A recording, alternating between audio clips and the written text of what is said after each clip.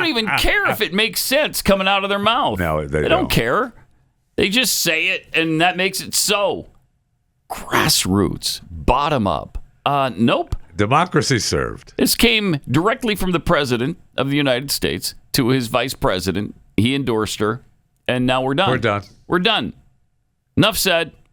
All right, it's over. I mean, she is just the nominee, apparently. Yep. I don't hear anybody talking about really what's going to happen at the convention now. They don't care. And that's what Democrats do. They make this up as they go along, and they've done it forever. I mean, the superdelegate thing with Bernie Sanders in 2016 that gave the nomination to Hillary instead of him, I mean, they completely cheated to make that happen. They completely made that up as they went along. Wait, why do superdelegates count for so much more? How is that part of democracy? I thought it was one person, one vote. Nope. Not to the Democrats, it's not. Well, it is, but just not here. Oh, okay. All right. Well, they just know better than the little people. They can't trust it to the stupid little people. They don't know. So we have to help them. We know. Yeah, we know, and we understand what must be done. If you they don't. If they knew what we knew, they'd vote this way. Exactly.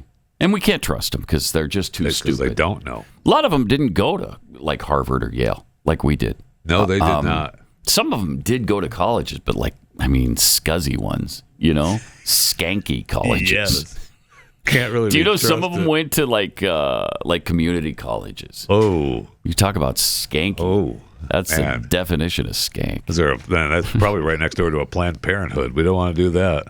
No, the Planned Parenthood is great. We love that, but not the skanky college next to it. Oh man, here's a new anti-Kamala ad. And by the way, I guess if you say her name Kamala, then that is a direct assault on her race. Is that right? Yeah. Yeah. Oh, I didn't know we that. had the guy from Florida tell us yesterday on what's his face's stupid show. It's amazing. He's still Jim Acosta on CNN. Tell us the guy Frost. I don't know if we have it yet, but I sent it in. He was talking on Acosta's show. We got it. That you want to see this? What's the matter with saying she was a DEI hire? Oh yeah, right. The other thing I'd say is that he is going to continue to use all these racist dog whistles throughout the campaign. We're going to see it from Trump. We're going to see it from J.D. Vance, and we're going to see it from a lot of their racist dog surrogates. whistles. In fact, just yesterday, one of the surrogates was saying, if we don't win, we're going to have a civil war to get our agenda through. A civil war.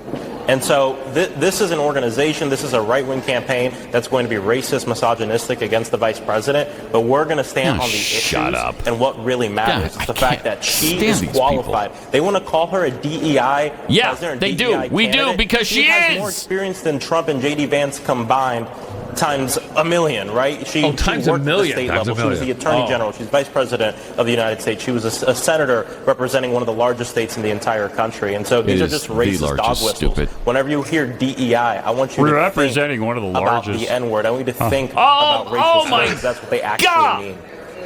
So you think Congressman Burchett is being racist? Stop. Thanks, Jim. Stop. Way to be on top of it. What do you expect when you announce in advance that you're hiring a black woman for the position? Okay, no matter what happens, I'm hiring a black woman to be my vice presidential running mate. I mean, that's the criteria. For diversity, equity, and inclusion. That's the very definition of diversity, equity, and inclusion. It's the very definition of it. You set that from the get-go without mentioning anything about qualifications. I'm not looking for the best person for the job. I'm not looking for the person who could take over in case they need to.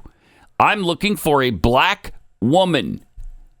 Well, that's what happens. When you make that announcement, then yes, we assume it's a DEI hire because it is. Oh, these people are so evil. And you know who else is offended? Black Lives Matter. They posted timeline of events on Sunday. Joe Biden drops out. Kamala Harris announces campaign with Biden endorsement. Kamala Harris says she's going to work hard to earn the nomination. Kamala Harris makes calls to party delegates. Monday, Kamala Harris continues making calls to party delegates. Kamala Harris makes 2 public speeches. AP announces Kamala Harris has secured enough delegates to be the Democratic nominee. Kamala Harris releases this statement, noting she has worked hard to go out and earn this nomination. Well, yeah, it took a day. A day of calls. A day of actually getting on the phone and dialing it. That's hard. She earned it. She earned it. She did. She earned it. As promised, a 24-hour process of talking to party bosses is not democratic, nor is it a process Democrats should be proud of. We do not live in a dictatorship. This is from Black Lives Matter. Mm-hmm. Delegates are not oligarchs. Installing Kamala Harris as the Democratic nominee and an unknown vice president without any public voting process would make the modern Democratic Party a party of hypocrites.